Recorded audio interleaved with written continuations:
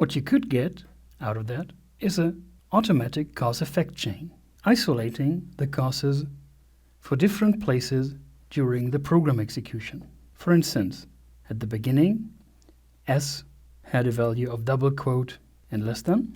Then C became a double quote, again a value found in the failing run.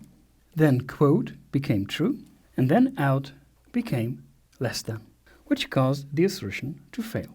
This cause-effect chain is what you get when you apply delta debugging on state differences at various places during the execution. And producing such a cause-effect chain automatically is your homework. This is a very cool outcome, but it's also a pretty tricky homework. In particular, setting variables while the program is executing is a feature that's very rarely used, very rarely tested, and therefore full of surprises. On the web page, you will find a number of hints and code templates that help you in accomplishing this task. Having such a cause-effect chain and getting it automatically sounds like a great promise for debugging, in particular because it very neatly tells you the story of how the failure came to be. In particular, the relationship of C having a double quote and then the quote variable becoming true points you directly to the condition which is at fault at this point. You should keep in mind, this is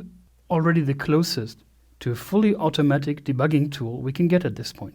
However, it is worth to very much consider the limitations. First and foremost, you need two similar runs. The higher the similarity, the higher the chances of finding a small set of failure-inducing differences. Even in our homework implementation, there's many things we don't handle. We'll only handle scalar values and strings. We won't go into details of how to find differences between, say, lists or dictionaries or graph structures. And finally, all of this is still very experimental.